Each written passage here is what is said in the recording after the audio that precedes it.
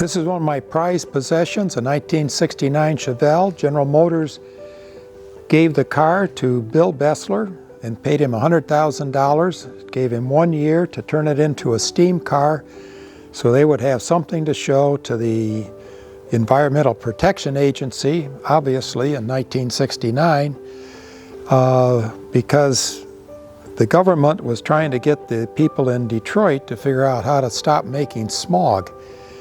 And a steam car was one of the better ways of doing it, except it would have involved all kinds of rearranging and reorganizing. So this thing worked. They had 1 year to make it. It worked. It immediately drove. It's got 5,000 miles on it. And the rules were they had 1 year to make it. Everything had to fit under the hood, so it's somewhat substantially underpowered. It only does 50 horsepower, does about 55 miles an hour. It started out with a V8 305 engine. I met the guy who spent 3 days running a power hacksaw, and he cut the block in two. Threw away the front 4 cylinders, kept the back 4 cylinders, threw away the heads, put some plates on. I think they modified the crankshaft somewhat. It's got the original bill housing, clutch, 3-speed on the 3-speed stick on the column, and they bolted on cast iron double-acting steam cylinders. There's one here, there's one over there. It's a 90-degree V2. It's got piston valves, which are also exactly like spool valves. It's got a boiler here, which is made out of coils. We'll show you some of those somewhere. It took exactly 2 minutes to fire this up from start, mainly because they had to run the engine for a minute or two to get all the cast iron warm, because when the hot steam hit the cold cast iron, it didn't have any power, and you don't want to pull out in front of a semi-truck with no power. So you have a squirrel cage fan here that runs the air that goes in. It has a kerosene air atomizing nozzle, lights up. It has a big circular combustion chamber up here. Down below it has pancake coils.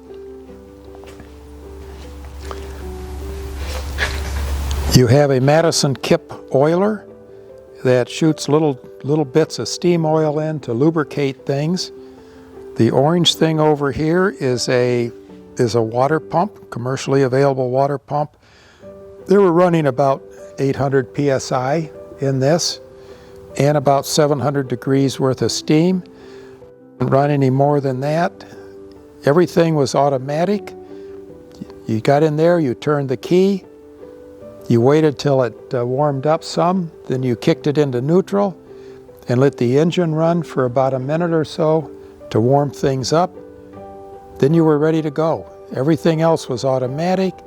It had a quartz rod controller which sensed steam temperature.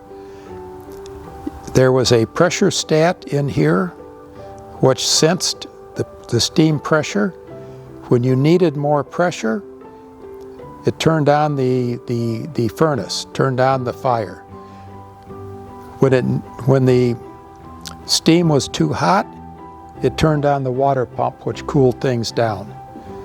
And so the miracle is that it worked at all.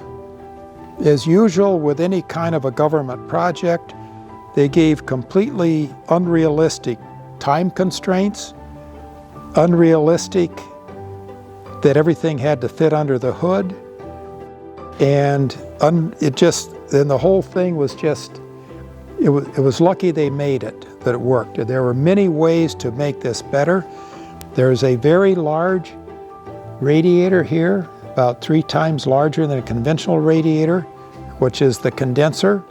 So all the steam got condensed and got reused. Bill Bessler drove this one time from where it was made up in Emeryville, which is right next to Berkeley, California, drove it down to his condo in Palm Springs, California, left wearing a suit and tie, and had a pair of pliers and a screwdriver, and everybody at the factory was a nervous wreck that they'd have to go and rescue him along the road. He went all the way down, came all the way back, there was nothing to it. So you can make a steam car that works, and once you make one that works, anybody can come in and figure out how to make it better. SC-124, it's got 124 cubic inches, double acting, piston valve, compound steam engine. That's it.